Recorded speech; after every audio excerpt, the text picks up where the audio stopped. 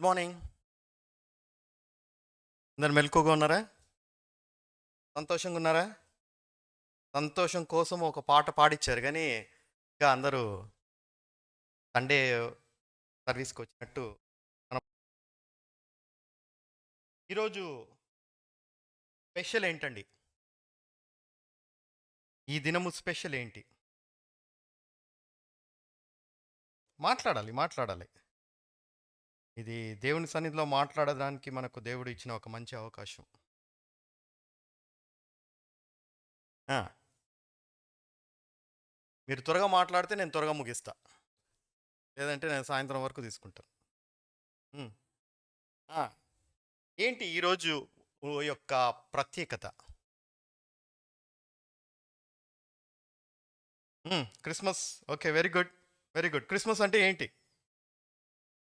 Okay, ఇంకొకటి, ఇంకొక జవాబు, ఏదైనా డిఫరెంట్ జవాబు నాకు ఇవ్వగలిగితే బాగుంటుంది. సంతోషకరమైన దినము. Okay, very good. ఇంకా ఆ, అరే, ఎప్పుడు వినలేదా? క్రిస్మస్ గురించి వినలేదా? సెమీ క్రిస్మస్ కూడా జరిగింది కదా, ఘనంగా జరిగింది. మీరు అటెండ్ అవ్వలేదా? ఆ, ఏంటిది ఇది? ఉమ్, ఆ? లోకరక్షకుడు జన్మించిన దినము. Okay, very good. ఓకే, నేను జనరల్గా మిమ్మల్ని ఒక విషయం అడుగుతాను. మీరు బర్త్డే సెలబ్రేట్ చేసుకుంటారా? ఆ? మీ జన్మదినాన్ని సెలబ్రేట్ చేసుకుంటారా? ఎంతమంది చేసుకున్నారు ఇది వరకు ఎంతమంది చేశారు? అందరు చేతులు ఎత్తాలి చేసుకున్న వాళ్ళు. ఓ, వెరీ గుడ్. జన్మదినము చేసుకునేటప్పుడు ఎలా చేసుకుంటారండి? ఏం చేస్తారు? కేక్ కోస్తారు. Very good. తర్వాత మీరే తినేస్తారు కదా, కేక్ కోసి మీరే తినేస్తారు. ఆ, ఏం చేస్తారు? ఆ? ఏం చేస్తారు? వచ్చిన వాళ్ళకు పంచి పెడతారు. Right, very good. అప్పుడు వచ్చిన వాళ్ళకు మీరు పంచి పెడుతున్నప్పుడు వాళ్ళు మీకు ఏమైనా చెప్తారా, ఏమైనా చేస్తారా? ఏం చెప్తారు? విషెస్ చెప్తారు. ఏమని చెప్తారు?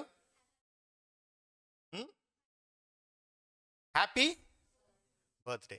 అయితే మిమ్మల్ని ఇప్పుడు నేను అడిగే ఒక ప్రశ్న ఏంటంటే, వీళ్ళ ఎంతమంది ఈరోజు క్రీస్తుకు హ్యాపీ బర్త్డే యేసయ్యా అన్నారు?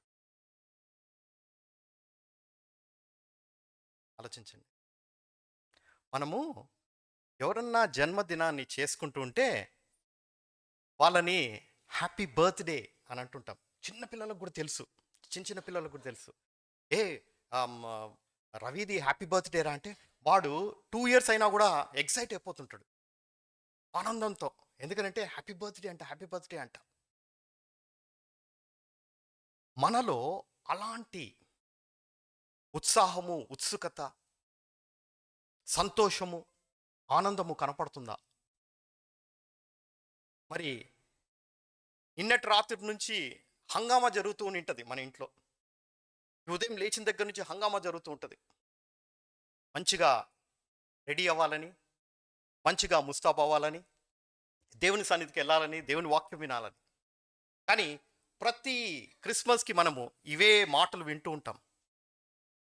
కానీ ఎప్పుడన్నా మనకు తోచిందా, అయ్యా హ్యాపీ బర్త్డే, జన్మదిన శుభాకాంక్షలు అని మనము చెప్పగలిగామా? నా ఈ రోజు నుంచి చేస్తారా? క్రమం తప్పకుండా చేస్తారా? ఓకే, ఎందుకు అని అంటే దీంట్లోని ముఖ్యము అయిన ఒక విషయాన్ని మీ ముందుకు నేను తీసుకురావాలనుకుంటున్నాను. ఆ ముఖ్యమైన విషయాన్ని తీసుకురావాలి అంటే మీకు ఒక విషయాన్ని నేను చదివి తర్వాత అక్కడ దాన్ని ఆపేసి నేను కొద్దిగా ముందుకెళ్తాను. ఇది ఆదికాండము 2వ అధ్యాయము 23వ వచనం. ఇది మీకు ఇప్పుడు నేను చెప్పినప్పుడు ఏం అర్థం కాదు, చదివినప్పుడు మీకు అర్థం కాదు. దీంట్లోని 2వ భాగాన్ని మనం చాలా జాగ్రత్తగా గమనించుకుంటాం. డిస్ప్లే మనం చేస్తున్నారా? చూడండి. ఆదికాండము 2వ అధ్యాయము 23వ వచనము. ఆ, అప్పుడు ఆదాము ఆ, ఏమని, నా ఎముకలలో ఒక ఎముక, నా మాంసములలో మాంసము. ఆ, వెరీ గుడ్. ఎప్పుడైనా దీని గురించి ఆలోచించారా? జనరల్‌గా ఇది పెళ్లి సమయంలో తీసుకొని వచ్చే ఒక అంశము. కానీ ఇది క్రిస్మస్‌కి ఏ విధంగా ముడిపడి ఉందో ఈరోజు మీరు అర్థం చేసుకోగలరు.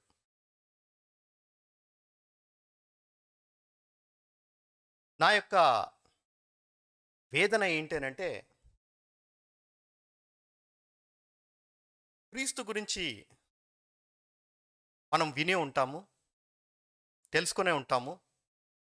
కానీ క్రీస్తుతో సంబంధం కలిగి ఉండటానికి మనము ప్రయత్నము చేయము.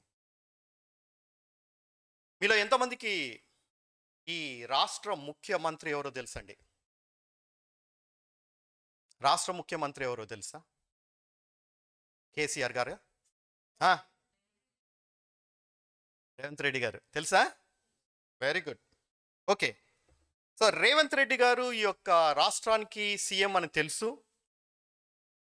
మీకేదన్నా కష్టమొస్తే, నష్టమొస్తే ఆయన దగ్గరికి మీ వినతి పత్రాన్ని తీసుకెళ్తే ఆయన ఏదో ఒక ఆ! సహాయం చేస్తారు అని కూడా తెలిసే ఉంటది. సో, ఎప్పుడన్నా మనము ఎవరితోనో మాట్లాడుతున్నప్పుడు ఏమంటామంటే, రేవంత్ రెడ్డి గారు నిన్న స్పీచ్‌లో ఈ విధంగా మరి విషయం చెప్పారు. ఏంటి అని అంటే, క్రైస్తవులకు అగెయిన్స్ట్‌గా ఎవరన్నా మాట్లాడితే అంటూ ఒక మాట అంటాడు. మతము గురించి ఎవరన్నా వ్యతిరేకంగా మాట్లాడితే కఠిన శిక్ష ఉంటది అని. ఎంతమందికి తెలుసండి ఈ విషయము? న్యూస్‌లలో అంతా గమనించుంటారు. Very good. కాబట్టి ఎవరన్నా మిమ్మల్ని వచ్చేసి రేవంత్ రెడ్డి గారి గురించి మీకు తెలుసా అంటే, "ఆ! తెలుసండి" అని అంటాం. కానీ నేను కొన్ని ప్రశ్నలేస్తాను. దీన్ని బట్టి మీకు ఎంత తెలుసు అనేది అర్థమవుతది. రేవంత్ రెడ్డి గారి గురించి నాకు బాగా తెలుసు అనేవాళ్ళు, లేతే కేసీఆర్ గురించి నాకు బాగా తెలుసు అనేవాళ్ళు, లేతే మోదీ గారి గురించి నాకు బాగా తెలుసు అనేవారు, గాంధీ గురించి నాకు బాగా తెలుసు అనే వాళ్ళకు ఒక చిన్న ప్రశ్న. వీళ్ళు ప్రొద్దున్నే ఎన్ని గంటలకు లేస్తారు? మీకు తెలుసా? పొద్దున్నే లేచిన తర్వాత టీ తాగుతారా? కాఫీ తాగుతారా? మీకు తెలుసా? మరి వీళ్ళు పొద్దున్నే లేచిన వెంటనే ప్రార్థన చేస్తారా? చెయ్యరా? దేవునికి నమస్కరిస్తారా? చేయరా? ప్రొద్దున్నే లేచిన తర్వాత వీరు వాళ్ళ పిల్లల్లో ఎవరి ముఖం మొదట చూడాలనుకుంటున్నారు? ఈ విషయాలు తెలుసా? ఆ విధంగా తీసుకుంటే చాలా విషయాలు మనకు తెలీదు. కానీ మనం ఏమంటామనంటే, ఆయన గురించి నాకు తెలీదా? నా మాట చెప్పు, నా పేరు చెప్పు. ఆయన గుర్తు చేసుకొని మీకు సహాయం చేస్తారని కూడా కొంతమంది గొప్పగా చెప్తూ ఉంటారు. ఇక్కడ గమనించాల్సిన విషయం ఏంటంటే, ఆయన గురించి మనకెప్పుడు తెలుస్తదంటే, ఆయనతో ఉన్నప్పుడు, లేదంటే ఆయనతో వెంబడించినప్పుడు. అలాగనే మన యొక్క సృష్టికర్త అయిన యేసు ప్రభు గురించి మనకు తెలియాలి అనంటే, ఆయన ఈ లోకానికి ఎందుకొచ్చాడు? ఏ పని పాట లేకుండా వచ్చాడా? లేదంటే ఒక మంచి ఉద్దేశంతో వచ్చాడా? మరి ఆ ఉద్దేశం వెనక ఉన్న మర్మం ఏంటి? దీనివల్ల నాకు కలిగే దీవెన ఏంటి? నాకు కలిగే లాభం ఏంటి? అని మనం తెలుసుకోవాలి ఈరోజు. ప్రతిసారి ఇదే, యేసు పుట్టాడు, యెషయా ప్రవక్త ప్రవచించెను అని మనం గమనించుకుంటుంటాం. మత్తయి సువార్తలో ఉంది, లూకా సువార్తలో ఉంది అనే యొక్క విషయాన్ని మనం గమనిస్తుంటాం. కానీ ఇది ఎంతవరకు నా యొక్క జీవితానికి మరి సంబంధించి ఉన్నది, ముడిపడి ఉన్నది, నాకు మేలు కలుగుటకు, నాకు దీవెన కలుగుటకు, నా భవిష్యత్తే ఇది అని గ్రహించి ఉన్నామా అనేది ఈరోజు తెలుసుకోవటానికి ప్రయత్నం చేస్తాం. ఎందుకనంటే దానియేలు గ్రంథము 11వ అధ్యాయము 32వ వచనం మనం గమనిస్తే ఒక మాట అక్కడ రాయబడి ఉంటుంది. మన దేవుని గురించి ఎరిగిన వాళ్ళు బలం పొంది, మీకు తెలుగులో ఎలా ఉందో, నేను జనరల్గా ఇంగ్లీష్ బైబిల్ ఫాలో అవుతాను. Those who know their Lord will gain strength and do great exploits అని ఉంటుంది. సో తెలుగులో చూడండి ఒకసారి 11:32. ఏముంది? అయితే తమ దేవుని ఎరుగువారు, నేను రెండో భాగం నుంచి చదువుతున్నా. అయితే తమ దేవుని నెరుగువారు బలము కలిగి గొప్ప కార్యములు చేస్తారు. ఈరోజు క్రైస్తవులు క్రీస్తుని నమ్ముకున్న వాళ్ళు, క్రైస్తవ పేరు పెట్టబడిన వాళ్ళు ఎందుకు బిక్కు బిక్కున జీవిస్తున్నారు అని అంటే విషయం ఏంటంటే మనము బలము కలిగి ఉండలేదు, గొప్ప కార్యాలు చేయటానికి సిద్ధంగా లేము. కానీ వాక్యం ఏమంటుందంటే తమ దేవుణ్ణి ఎరుగువారు అంటే ఈరోజు మనం అర్థం చేసుకోవాల్సింది ఏంటంటే నేను నా దేవుణ్ణి పూర్తిగా తెలుసుకొని ఉన్నానా, సంపూర్ణంగా నేను తెలుసుకొని ఉన్నానా, ఆయన ప్రతి ఉదయము ఏమి ఆశిస్తాడు, ఏమి కోరుకుంటాడు, ఏమని మాట్లాడాలనుకుంటున్నాడు, ఏమి తెలియచేయాలనుకుంటున్నాడు, ఏ విధంగా నా కుడి హస్తాన్ని పట్టుకొని ముందుకు నడిపించాలనుకుంటున్నాడు, అసలుకే ఆయన నా కోసం ఎప్పుడు రావాలనుకుంటున్నాడు, నా కొరకు ఏమి సిద్ధం చేస్తున్నాడు, ఒకవేళ నేను ఆయన్ని కలుసుకున్నప్పుడు నా యొక్క భవిష్యత్తు ఎలా ఉంటుంది, ఇవి ఎప్పుడైతే మనము క్షుణ్ణంగా తెలుసుకుంటామో అప్పుడంట బలము కలిగి జీవిస్తామంట. అంతేకాకుండా మనము చేసే ప్రతి కార్యము ఎలా ఉంటుందంట, గొప్పదై ఉంటుందట. ఏమనుంది ఇక్కడ, గొప్ప కార్యము. మీరు ఏది చేసినా, ప్రతిరోజు చేసినా, ప్రతి పూట చేసినా, ప్రతి గంట చేసినా ఆ కార్యము గొప్పదై ఉంటుంది, అంతే, తిరుగు ఉండదు దానికి. అందుకని ఆ దేవాది దేవుణ్ణి తెలుసుకోవటానికి ప్రయత్నం చేస్తాం. ఆ యొక్క దేవాది దేవుణ్ణి తెలుసుకోవటానికి మనం ఇక్కడి నుంచి ఇంకా మిస్ చేయకూడదు. ఎందుకంటే ఒక గొప్ప విషయాన్ని మనం ఈ గొప్ప దినాన మిస్ అయ్యాం. ఏంటి అని అంటే హ్యాపీ బర్త్డే ప్రభువా అని చెప్పడం మిస్ అయ్యాం. అంటే ఎంత చిన్న విషయాన్ని మనం ఇంత చదువుకున్నా, మనకి ఇంత వయసు వచ్చినా, ఇంత మనకు ఎక్స్పీరియన్స్ కలిగినా, ఆ యొక్క చిన్న విషయాన్ని ఏ విధంగా అయితే మనం మిస్ అయ్యామో అలాంటి చిన్న చిన్న విషయాలు, చిన్న చిన్న మర్మాలు ఉన్నాయండి. వాటిని ఈరోజు తెలుసుకోవడానికి ప్రయత్నం చేస్తాం. ఆ క్రిస్మస్ సంతోషకరమైన ఆ క్రిస్మస్, ఆనందముతో నిండిన ఆ క్రిస్మస్ మొదట అనుభవించింది ఎవరు అనంటే కన్యకైన మరి, తనతో పాటు ఉన్న యోసేపు మొదట ఆ యొక్క క్రిస్మస్ని వారు అనుభవించారు. వారి యొక్క సంతోషానికి అంతు లేదు, వారి యొక్క ఆనందానికి అంతు లేదు. వాళ్ళు అనుకోని రీతిలో క్రీస్తు వారి యొక్క జీవితంలోకి రావటం జరిగింది. వారి యొక్క జీవితాలు పర్మనెంట్గా మారిపోయింది. అంతేకాదు, వారితో పాటు సంతోషించిన వాళ్ళు ఎవరంటే గొర్రెలు కాస్తున్న గొర్రెల కాపర్లు. వాళ్ళ యొక్క విధులలో వాళ్ళు ఉన్నారు. రాత్రిపూట మరి గొర్రెలంతా కూడా మరి సేద తీర్చుకుంటూ ఉంటే, నిద్రపోతూ ఉంటే, వీళ్ళకు ఏమి చేయాలో తెలియక, కాయాలి, గొర్రెలనైతే కాయాలి. సో వాళ్ళు అందరూ కూర్చొని కచేరీ పెట్టుకొని మాట్లాడుకుంటూ ఉంటే సడన్గా ఆకాశము తెరవబడి ఒక దూత కనపడి వారికి సువర్తమానాన్ని అందచేసి, అయ్యా నేడు బెత్లెహేము నగరంలో మీ కొరకు ఒక రక్షకుడు జన్మించి ఉన్నాడు. ఆ యొక్క సువర్తమానాన్ని అందచేసిన తర్వాత తనతో పాటు మిగతా దూతలంతా కలిసి పెద్ద ధ్వనితో దేవుని యొక్క స్తుతిని పాడారు. అంటే ఆయన యొక్క జన్మము ఈ యొక్క భూలోకం మీద కలగటము పరలోకంలో కూడా అది ఒక సంబరాన్ని కలగచేసింది, ఒక విందుని కలగచేసింది, ఒక గొప్ప సంతోషాన్ని తెలియపరిచింది. ఈ యొక్క మరియా యోసేపు జీవితమే కాకుండా ఇక్కడ గొర్రెల కాపర్లకు కూడా ఒక మంచి సందేశం అందింది.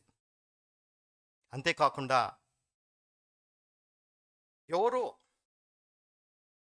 తూర్పు జ్ఞానులట,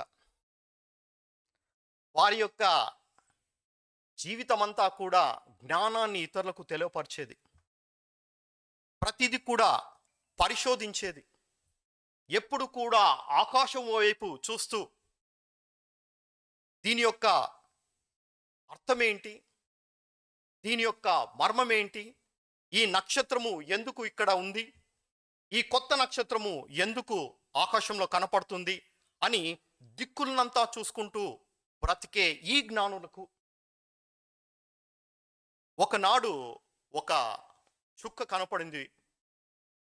ఆ నక్షత్రపు చుక్కని మరి వాళ్ళు వెతుక్కుంటూ వచ్చారు.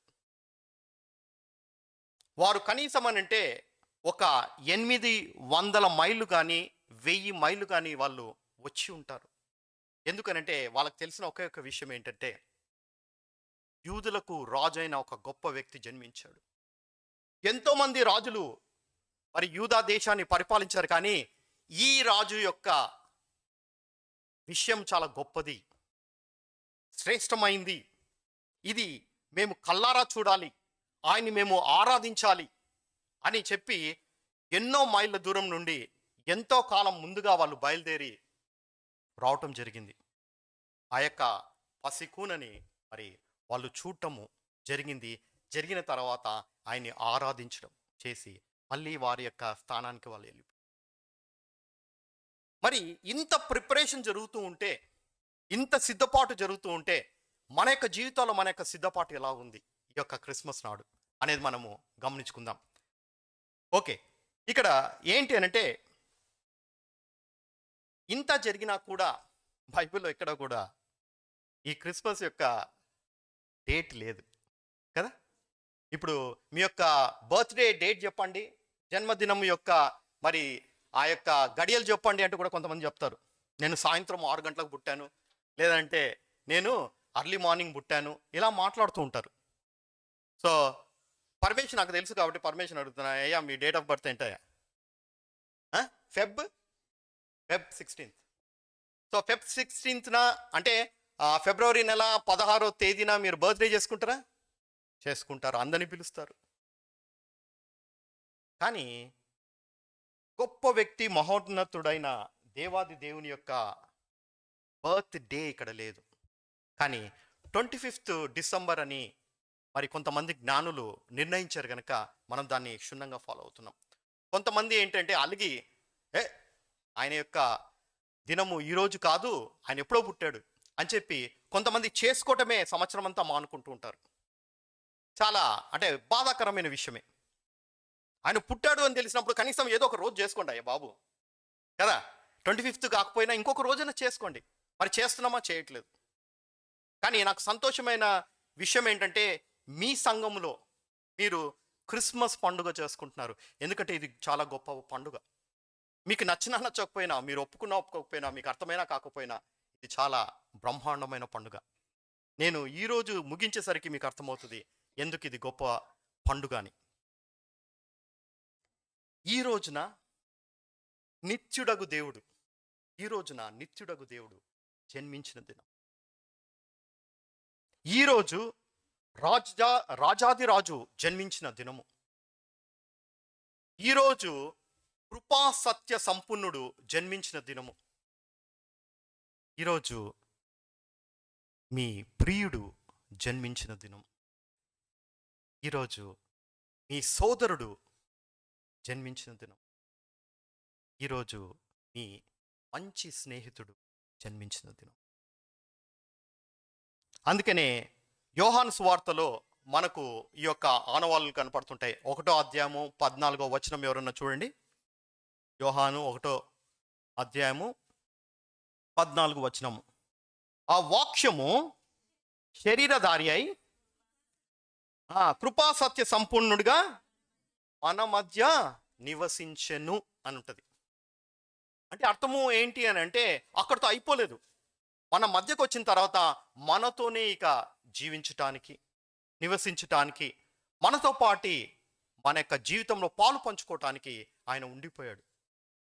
అందుకనే వాక్యం ఏమంటుంది అని అంటే మనము ఆయన్ని మన యొక్క జీవితాల్లో మనము ఇంకా దగ్గరగా తెలుసుకోగలిగితే, దగ్గరగా మనము మరి కలిగి ఉండగలిగితే మన యొక్క జీవితాలు మారిపోతాయి. నేను ఒక విషయాన్ని మీ సన్నిధి తీసుకురావాలనుకుంటున్నాను. ఏంటిది అని అంటే నేను మొదట మీతో చదివించిన ఆ యొక్క వాక్యాన్ని మీరు క్షుణ్ణంగా అర్థం చేసుకోవటానికి ఒక చిన్న కథ చెప్తాను. జాగ్రత్తగా వినండి. నేను దేవుని సన్నిధిలో చాలా కాలంగా అడుగుతూ ఉంటే, దేవుడు నాకు తెలియజేసిన ఈ కథ నిన్న సాయంత్రము 8, 9 గంటలలో ఆ సమయంలో దేవుడు నాకు తెలియజేస్తున్నాడు. ప్రార్థన చేస్తున్నాను. అయ్యా, నీ సంఘంతో మాట్లాడటానికి, నీ ప్రజలతో మాట్లాడటానికి, నీ పిల్లలతో మాట్లాడటానికి, నీ ఇష్టలతో మాట్లాడటానికి నాకు ఒక సందేశాన్ని ఇవ్వు అన్నప్పుడు దేవుడు నాకు ఇచ్చిన ఒక లవ్ స్టోరీ, ఒక లవ్ స్టోరీ, ప్రేమ కథ. ఒకానొక గ్రామంలో, అందరు వింటున్నారా? ఒకానొక గ్రామంలో ఒక అమ్మాయి ఉన్నిందండి. ఆ అమ్మాయి యొక్క జీవితం గమనిస్తే, చిన్నప్పుడు ఒక ప్రిన్సెస్ లాగా ఆ అమ్మాయి ఎదిగింది. ప్రిన్సెస్ అంటే రాకుమార్తె, రాకుమార్తె లాగా ఎదిగింది. కానీ ఎప్పుడైతే తను మెల్లగా ఎదుగుతూ వచ్చిందో, తన తర్వాత కూడా ఇంకొక అమ్మాయి జన్మించటంతో, యాక్చువల్గా అమ్మాయికి ఒక అక్క, ఒక చెల్లి ఉంది. ఈ అమ్మాయి మాత్రము మధ్య కూతురు, రెండో కూతురు. ఈ అమ్మాయికి సంతోషం ఎక్కువ కాలం ఉండలేదు. కానీ చిన్నప్పటి నుంచి ఒక రాకుమార్తె లాగా తనని ట్రీట్ చేయటం వల్ల ఒక ఆశ కలిగింది. ఒకనాడు నా రాకుమారుడు వస్తాడు, నన్ను తనతో పాటి పట్టుకెళ్తాడు అని కలలు కంటుంది. జనరల్గా మనకు చందమామ స్టోరీ లాగా అనిపిస్తూ ఉంటుంది కదా. సో ఆ అమ్మాయి తన యొక్క వయసులోకి వచ్చేసరికి 16, 17, 18 సంవత్సరాల వయసుకు వచ్చేసరికి అమ్మాయిలో తీవ్రమైన కోరికలు కలుగుతూ వచ్చాయి. ఏంటి అని అంటే, నేను వాళ్ళని వీళ్ళని నేను చూడను, పట్టించుకోను. ఎందుకంటే నా జీవితము విభిన్నంగా ఉండబోతుంది అంటున్నప్పుడు తన ఫ్రెండ్స్ అన్నారు కదా, అది కాదు, మనము ఉండేదే ఒక మారుమూల గ్రామంలో, నీ కుటుంబం కూడా పెద్ద కుటుంబం కాదు, కానీ నీ కొరకు ఒక రాజకుమారుడు వస్తాడని పిచ్చి ఆశలు కలిగి ఉన్నావేమో, జాగ్రత్త అని హెచ్చరిస్తూ వచ్చారు. కానీ తను మాత్రం అంతా పెడచెవిన పెట్టుకుంటూ వచ్చింది. లేదు లేదు, నా కోసము ఒక రాకుమారుడు వస్తాడు అని చిన్నప్పటి నాటి ఆ యొక్క ఆశలతో, కోరికలతో తను జీవించడం మొదలెట్టింది. కొద్ది కాలం తర్వాత తన జీవితంలో ఒక అతను వచ్చాడు. తనని చూసిన తర్వాత నోటి నుంచి పద్యాల్లాగా, నోటి నుండి ఒక గీతంలాగా, ఒక పాటలాగా, యు ఆర్ మై ఎట్సమ్ అని పలకటము తను వినింది. యు ఆర్, నీవేనా ఎట్సమ్, నీవేనా ఎట్సమ్. ఈ అమ్మాయికి అతన్ని చూసిన తర్వాత వ్యక్తి నచ్చాడు. కానీ కొద్దిగా ఆరా తీసేసరికి అతను చాలా సింపుల్ వ్యక్తిగా కనపడ్డాడు. ఏం ఆర్భాటం లేదు. మామూలుగా రాజకుమారుడు అంటే ఏముండాలి? ఒక గుర్రం ఉండాలి, ఓకే, మంచి డ్రెస్ వేసుకో ఉండాలి, తనతో పాటు కొంతమంది సైనికులు కూడా ఉండాలి. ఈ టైప్లో ఆశ కలిగిన వ్యక్తికి ఈ వ్యక్తి ఆ వ్యక్తి కాదేమో అనే డౌట్ కూడా ఏర్పడుతూ వచ్చింది. తర్వాత తన యొక్క మాట తీరు చూస్తే గంభీరంగా ఏం లేదు, మాట తీరు నార్మల్గా ఉంది, అందరూ మాట్లాడే విధంగా మాట్లాడుతున్నాడు. ఇంకోటి ఏంటంటే, ఆయనకు కోపం వచ్చేది, ఏదన్నా చేసినప్పుడు కోపం వస్తుందా అంటే కోపం కూడా రావట్లేదు. కొంతమందికి డౌట్ వస్తుంటుంది, అసలు వీటికి పౌరుషం ఉందా లేదా అంటే. సిగ్గుతో కూడిన కొన్ని మాటలు మాట్లాడుతున్నప్పుడు కొద్దిగా కొంతమందికి కోపం వచ్చేస్తుంది, పౌరుషం వచ్చేస్తుంది, గంభీరంగా కూడా మాట్లాడడం మొదలెడతారు. కానీ ఈ వ్యక్తి మాత్రం చాలా కామ్గా కనపడము జరిగింది. అంతేకాకుండా ఇంకా విషయం ఏంటి అని అంటే, ఈ వ్యక్తి ఏ విషయంలో చూసుకున్నా తను చేపెట్టిన ప్రతి ఒక్క విషయంలో గమనిస్తే తనకు మంచి జరుగుతూ వచ్చింది. ఎక్కడ కీడు జరగలేదు, ఎక్కడ హాని జరగలేదు. ఇదంతా గమనించిన తర్వాత అమ్మాయికి డౌట్ వచ్చింది. నేను అనుకుంటున్న రాజకుమారుడు ఇతనేనా కాదా? కానీ ఇతని యొక్క జీవితం చూస్తుంటే మామూలు మరి ఇంట్లో ఉంటున్నాడు. మరి తన తండ్రిదండ్రుల గురించి నాకు ఏమి పెద్దగా తెలియదు. ఇంకోటి ఏ ఆర్భాటము లేదు, ఏ గంభీరత్వం లేదు. మరి తన యొక్క జీవితాన్ని చూస్తూ ఉంటే చాలా సింపుల్గా ఆర్డినరీ పర్సన్గా లాగా కనపడుతున్నాడు, సాధారణమైన వ్యక్తిలాగా కనపడుతున్నాడు అని తను ఏం చేసిందనంటే తన మీద మిక్స్డ్ ఫీలింగ్స్తో ఉన్నింది. అంటే తనని నా సొంత మరి వ్యక్తిగా నేను కన్సిడర్ చేయాలనా లేదా, లేదంటే ఇతను నాకు కాదు అని నిర్ణయించుకోవాలనా లేదా అనే యొక్క మరి మరి ఏమంటారు సతమతమవుతూ ఆ అమ్మాయి జీవిస్తూ ఉన్నింది. ఒకానొకప్పుడు సడన్గా ఈ వ్యక్తి మాయమయ్యాడు. ఈ వ్యక్తి మాయమయ్యాడు. ఎప్పుడైతే ఈ వ్యక్తి మాయమయ్యాడో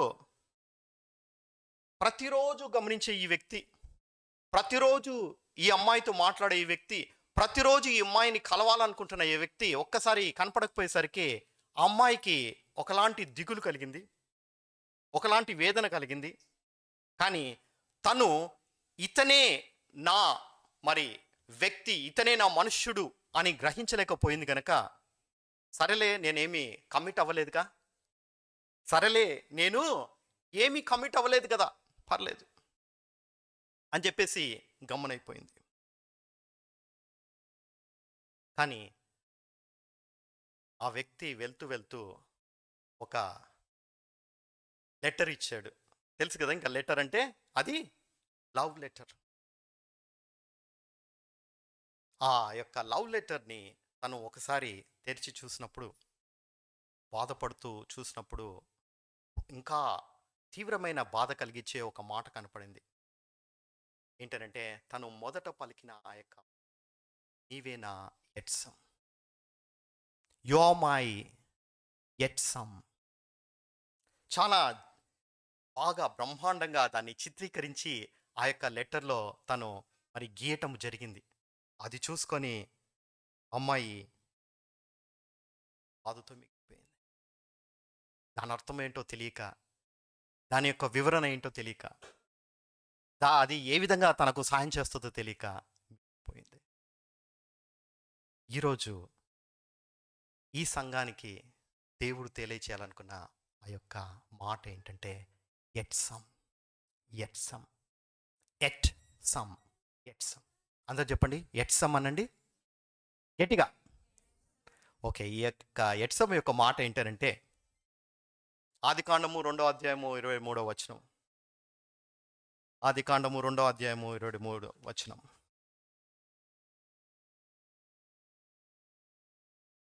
నా ఎముకలలో ఒక ఎముక, నా మాంసములో మాంసం. యాక్చువల్గా ఎట్సం అనే ఒక చిన్న పదంలాగా కనపడుతుంది, కానీ ఇది ఒక పద్యము లాంటిది, ఇది ఒక గేయం లాంటిది, గీతము లాంటిది, ఒక పాట లాంటిది. ఇది హీబ్రూ పదము ఎట్సం. అంటే అర్థం ఏంటి అనంటే ఎప్పుడైతే దేవాది దేవుడు ఆదాముని నిద్రపోనిచ్చి తన యొక్క పక్కటి ఎముకను తీసి ఆ ఎముక నుండి ఆ స్త్రీని తయారు చేసినప్పుడు, హవ్వని తయారు చేసినప్పుడు,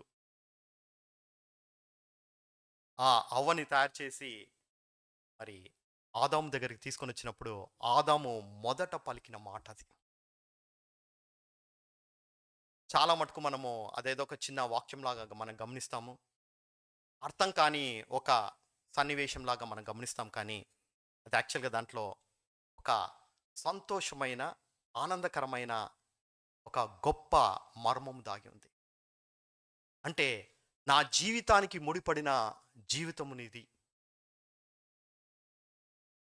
నా యొక్క ఎముకల్లో ఒక దానివి నువ్వు, నా యొక్క శరీరంలో ఒక భాగము నువ్వు. You are not separate. నువ్వేమి సపరేట్ వ్యక్తివి కాదు. నా జీవితానికి ముడిపడిన వ్యక్తివి. నా జీవితానికి మరి కలిసి మరి జీవించాల్సిన వ్యక్తివి అనే ఒక మాట ఆ యొక్క మాటలో కనపడుతుంది. ఎట్సమ్. అయ్యా, ఈరోజు ఆ యొక్క ఆహ్వానము, ఇంకొక విధంగా చెప్పాలంటే ఆ యొక్క శుభలేఖ దేవాది దేవుడు మీ కొరకు అందచేస్తున్న మాట ఎట్సమ్. యు ఆర్ మై ఎట్సమ్. ఈరోజు కానీ మీ యొక్క దేవాది దేవుణ్ణి మీ యొక్క జీవితంలో మీరు స్వీకరిస్తే, ఎందుకంటే ఆ అమ్మాయి తనను వచ్చినప్పుడు తన కోసం ఆశతో వేచి ఉంది, కానీ తను వచ్చినప్పుడు తను గుర్తుపట్టలేదు, తను మిస్ చేసుకుంది, పోగొట్టుకుంది. ఆ వ్యక్తి తర్వాత ఎప్పుడు వస్తాడో కూడా తెలియదు. కానీ ఆ వ్యక్తి పలికిన మాటలో గమనించాల్సిన విషయం ఏంటంటే, మొదట చూసినప్పుడే యు ఆర్ మై ఎట్సమ్, నీవే నా ఎట్సమ్ అయి ఉన్నావు అని పలికిన వ్యక్తి తను చివరిగా వెళ్తున్నప్పుడు కూడా ఆ అమ్మాయి తనని టోటల్గా స్వీకరించినప్పటికీ కూడా ఆ యొక్క మరి పత్రము, ఆ యొక్క లెటరు, ఆ యొక్క శుభలేఖ, ఆ యొక్క ఆహ్వానాన్ని ఇచ్చేసి వెళ్ళిపోయాడు. కానీ ఆ యొక్క స్టోరీలో నెక్స్ట్ భాగంలో ఏమని ఉంటుందంటే, తను తన యొక్క రాజ్యాన్ని స్వాధీనం చేసుకుంటకు వెళ్ళాడు అని. తన రాజ్యాన్ని స్వాధీనం చేసుకుంటకు వెళ్ళాడు. సో ఎప్పుడైతే ఆ వ్యక్తి తన యొక్క రాజ్యాన్ని తన సొంతంగా మరి మరి స్వీకరిస్తాడో, ఎప్పుడైతే కొరోనేషన్ అనే ఒక మాట యూస్ చేస్తాం, అది ఇంగ్లీష్లో ఏంటి అనంటే మరి రాజపట్టాన్ని తనకు మరి అనుగ్రహిస్తారో, అప్పుడు అతను తిరిగి రావాలి, ఈ అమ్మాయిని తీసుకెళ్ళాలి.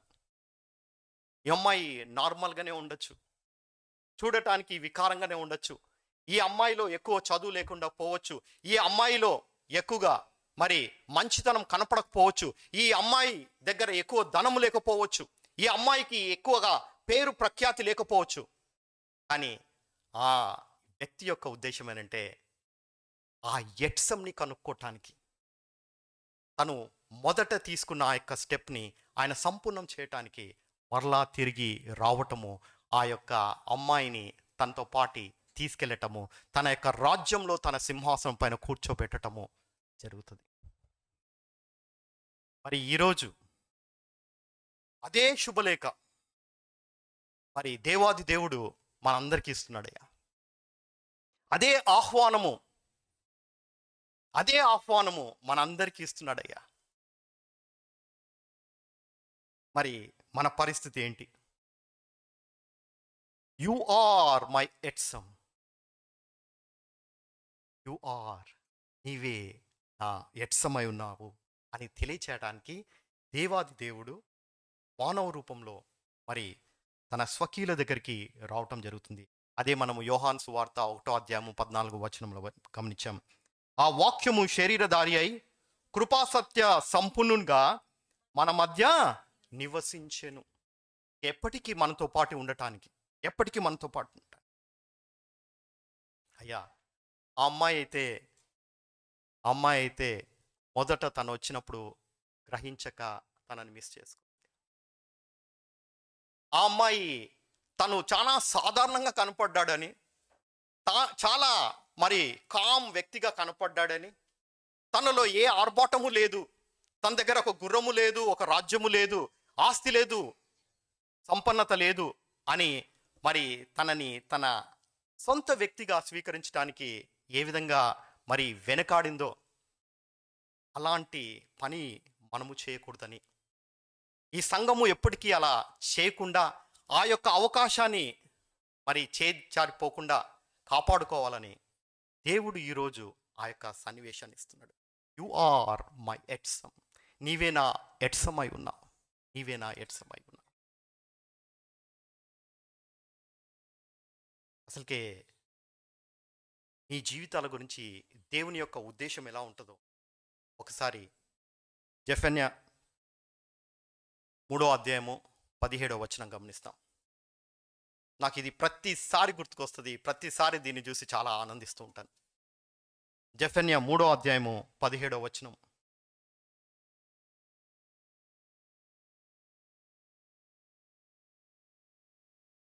ఎవరన్నా తెలుగులో గట్టిగా,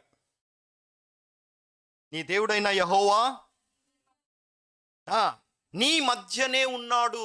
ఒకవేళ మీరు కళ్ళు తెరిచి చుట్టూ చూసినప్పుడు ఆయన మీ పక్కన మీ వెంట కనపడకపోతే గాబరా పడకండి, హైరానా అవ్వకండి. మీ కళ్ళకు ఈ యొక్క కళ్ళకు కనపడకపోవచ్చు, కానీ ఆయన మీ మధ్యనే ఉన్నాడు. ఇది తథ్యం. This is truth. ఇది సత్యమై ఉంది. తర్వాత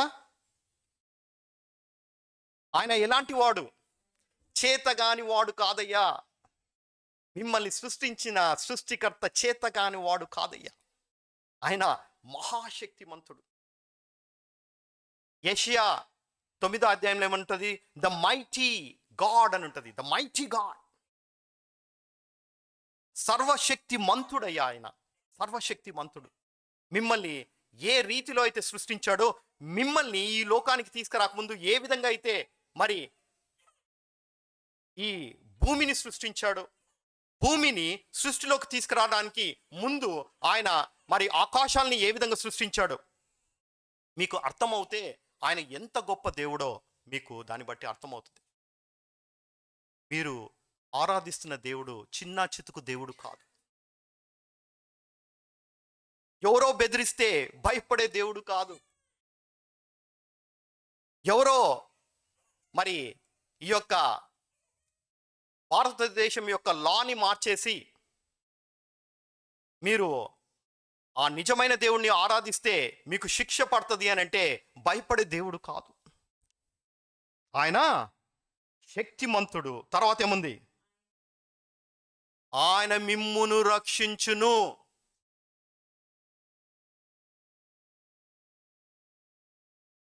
ఆయన మిమ్మల్ని రక్షించటానికే ఉన్నాడు.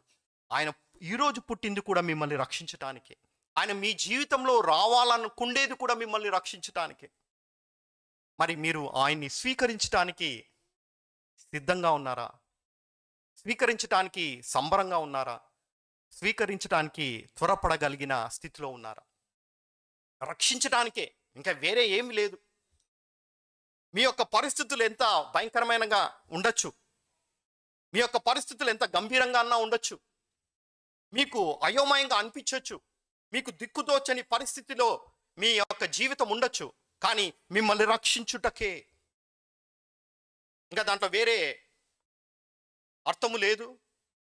వేరే విధంగా దాన్ని మనము మిస్ఇంటర్ప్రిట్ చేయడానికి అవకాశం లేదు. అంతే, మిమ్మల్ని రక్షించుటకు. తర్వాత చూడండి, ఆయనకేం పట్టిందయ్యా? మీరు ఏమి గొప్ప వాళ్ళని ఆయన సంతోషించాలి మీ అందు. మీరు ఏ గనులు, మీరు ఏ పిస్తాలు, మీరు ఏ తోపులని ఆయన మీ అందు సంతోషించాలి. నేను ఇదివరకు చెప్పిన ఆ యొక్క స్టోరీ ప్రకారం ఏంటంటే, ఆయన మిమ్మల్ని చూసిన నాడే యు ఆర్ మై ఎట్సమ్ అని పాట పాడినవాడు. నీవే నా ఎట్సమ్ అని పాట పాడినవాడు. నా ఎముకలలో ఒక ఎముకవై ఉన్నావు, నా యొక్క మరి మాంసములో ఒక మాంసము ముక్కవై ఉన్నావు అని తను తెలియచేస్తున్న ఆ యొక్క పాట. అంటే ఎంత గంభీరమైన మర్మము దాగి ఉందో మీరు గమనించారా? అంటే నా నుండి నువ్వు వేరు కాని వ్యక్తివి, ఎవరు కూడా నా నుండి నిన్ను వేరు చేయలేరు అని తెలియచేసే మాటని దేవుడు ఈరోజు మనకు తెలియజేస్తున్నాడు. ఆయన బహు ఆనందముతో నీ యందు సంతోషించును. మీరు క్రిస్మస్ సెలబ్రేట్ చేసుకున్నా చేసుకోకపోయినా ఆయన మీ యందు ఆనందించేవాడుగా ఉన్నాడు. మీరు ప్రతి ఆదివారము మరి శుద్ధంగా రాకపోయినా మిమ్మల్ని ఆయన మరి ప్రేమించేవాడుగా ఉన్నాడు. ఎప్పుడైతే మీరు ఆయన సన్నిధికి వచ్చి మీరు ఆయన్ని మరి స్తుతిస్తారో, ఆరాధిస్తారో, ఆయన మీ యందు ఆనందించేవాడుగా ఉన్నాడు. ఏ రోజైతే మీరు ఆయన పొద్దున్నే లేచి అయ్యా నేను నిన్ను ప్రేమిస్తున్నాను అని అంటారో, అప్పుడంతా ఆయన బహుగా ఆనందించేవాడుగా ఉన్నాడు. అయ్యా happy birthday to you Jesus Christ today అని, అయ్యా నీ యొక్క శుభదినము కనుక హ్యాపీ బర్త్డే అని మీరు ప్రకటించిన ప్రతిసారి ఆయన ఆనందించేవాడుగా ఉంటున్నాడు. ప్రతిసారి ఆయన సన్నిధికి వెళ్ళి మోకరించినప్పుడంతా కూడా, ప్రార్థన చేసినప్పుడంతా కూడా ఆయన ఆనందించే వ్యక్తిగా. ప్రతిసారి మీరు తెలియని వాళ్లకు క్రీస్తు గురించి తెలియచేసినప్పుడంతా కూడా ఆయన మీ జీవితం విషయమై ఆనందించేవాడుగా ఉంటున్నాడు. తర్వాత భాగం చూడండి. చాలు. మీ యందు తనకున్న ప్రేమను బట్టి, ఇది చాలా జాగ్రత్తగా గమనించాలి. ఇది ఒక లెవెల్లో మీరు అర్థం చేసుకున్నారంటే ఈ రోజు నుంచి మీ జీవితాలు మారిపోతాయి టోటల్గా. ఆయన మిమ్మల్ని ఏ లెవెల్లో ప్రేమిస్తున్నాడంటే, మీ యందు ప్రేమను బట్టి శాంతము వహించి, మీరు పిచ్చి పిచ్చి పనులు చేసిన, మీరు ఆయన్ని అనుమానించిన, ఆయన్ని దూరం పెట్టిన, ఆయన్ని పట్టించుకోకుండా ఉన్న, ఆయన మీద అలిగిన, అర్థమవుతుందా? ఎందుకంటే ఈ అమ్మాయి ఆ పని చేసింది. ఇది వరకు ఏం చేసింది? ఎంత ఆయన ఈ అమ్మాయిని ఇష్టపడినా ఈ అమ్మాయి మాత్రము కొద్దిగా దూరమే ఉంచింది. తన యొక్క ప్రేమని ఆ వ్యక్తికి ప్రకటించలేదు. ఎందుకు అనంటే ఆయన రాకుమారుడు అనుకునింది, కానీ ఆ రాకుమారుడు సాధారణంగా కనపడేసరికి తను జీర్ణించుకోలేకపోయింది. ఆ రాకుమారుడు పాట పాడుతుంటే నచ్చింది, ప్రేమ మాటలు చెప్తుంటే నచ్చింది, కానీ స్వీకరించడానికి మనసు లేకపోయింది. ఆ యొక్క రాకుమారుడు మరి ప్రతి విషయంలో చాలా గొప్పవాడు అని గ్రహించింది, కానీ అయినా కూడా తన జీవితాన్ని తనకు కమిట్ చేసుకోలేకపోయింది. తన ఆస్తిని చూసింది, అంతస్తుని చూసింది, కనపడలేదు. తల్లిదండ్రులు ఎవరన్నా ఉన్నారా అని వెతికింది, ఏమీ తనకు తోచలేదు. ఆ యొక్క వ్యక్తి మరి పోగొట్టుకున్నట్టు మనం ఏమైనా పోగొట్టుకుంటున్నామా ఈరోజు? నీయందు తనకున్న ప్రేమను బట్టి శాంతము వహించి, ఆయన దీర్ఘశాంతుడు. మనకు కొన్నిసార్లు అర్థం కాదు ఇది ఏంటనంటే, మనము చూస్తున్న ప్రతి ఒక్క చూపులో తేడా ఉన్నా, మనము ఆలోచిస్తున్న ప్రతి ఒక్క విషయంలో తేడా ఉన్నా, మనం మాట్లాడుతున్న ప్రతి ఒక్క మాటలో తేడా ఉన్నా, మన యొక్క నడవడికలో తేడా ఉన్నా కూడా ఆయన ప్రేమను బట్టి శాంతం వహించి ఆయన మనల్ని ప్రేమిస్తూ ఉన్నాడు. చివరి భాగం నాకు చాలా నచ్చుతుంది. తర్వాత ఏముంది? నీ అందలి సంతోషం చేత ఆయన హర్షించును. అది విషయం. అంటే విషయం ఏంటి? మీరు సంతోషిస్తే, తను మీకోసమే వచ్చాడని, మిమ్మల్ని తన జీవిత భాగ్యస్వామిగా చేసుకోవాలనుకున్నాడని, తనని అంటే మిమ్మల్ని తన మరి రాజ్యములకు తీసుకెళ్లాలని, మిమ్మల్ని తన సింహాసనం పైన కూర్చోబెట్టాలని, మరి ఆ విషయాన్ని మీరు ఈరోజు గ్రహించి, మీరు ఆయనతో పాటు ఒక పర్సనల్ రిలేషన్షిప్ మీరు కలిగి ఉంటే ఆయన ఏం చేస్తాడంట? సంతోషము చేత హర్షించును. ఎక్కడన్నా మీరు విన్నారా? ఎప్పుడన్నా ఇలా జరిగిందా? దేవాది దేవుడు, మిమ్మల్ని సృష్టించిన సృష్టికర్త, మీ ప్రియుడు మీ సంతోషాన్ని బట్టి ఆయన హర్షించునట. ఆయన ఇంకొక విధంగా చెప్పాలి అంటే, నా బైబిల్, ఇంగ్లీష్ బైబిల్ ఏముంటుందంటే, he sing songs over your life. మన యొక్క జీవితం మీద పాటలు పాడుతుంటాడట. సంతోషంతో పాటలు పాడతాడంట. అయ్యా, మీరు పాడిన పాటలు ఏమి గొప్పవో నాకు తెలియదు, కానీ ఆయన పాడిన పాట ఒక్కటైనా నా జీవితం మీద బహు గొప్పదయ్యా, తిరుగుండదయ్యా. ఆ యొక్క పాట యొక్క మరి అర్థం కానీ, ఆ యొక్క పాట యొక్క చరణాలు కానీ, ఆ యొక్క పాట యొక్క పల్లవి కానీ, ఆ యొక్క పాట యొక్క మ్యూజిక్ కానీ చాలా బ్రహ్మాండంగా ఉంటుందయ్యా, చాలా బ్రహ్మాండంగా ఉంటుంది. వినటానికి సొంపుగా ఉంటుంది. మరలా వినాలి అని అనిపిస్తుంది. ఆయనతో పాటు కలిసి మరి నాట్యము చేయాలనిపిస్తుంది. అలాంటి పాట దేవుడు మన జీవితాల్లో ప్రతిరోజు పాడటానికి ఇష్టపడుతున్నాడు. ప్రతిరోజు మీకు తెలియకపోవచ్చు, కానీ మీరు తనతో పాటు సంతోషించిన ప్రతిసారి ఆయన హర్షించును. మీరు ప్రతిసారి ఆయన యందు ఆనందించినప్పుడు తను హర్షించును. మీరు ప్రతిసారి ప్రైజ్ ద లార్డ్ అని చెప్పినప్పుడంతా ఆయన హర్షించును. ప్రతిసారి మీరు ఇతరులతో మీరు ఆయన యొక్క సువార్తను అందచేసిన ప్రతిసారి ఆయన హర్షించును. నా టైం అయిపోయింది కనుక నేను ముగిస్తాను. అందరు కళ్ళు మూసుకోండి. అందరు కళ్ళు మూసుకోండి.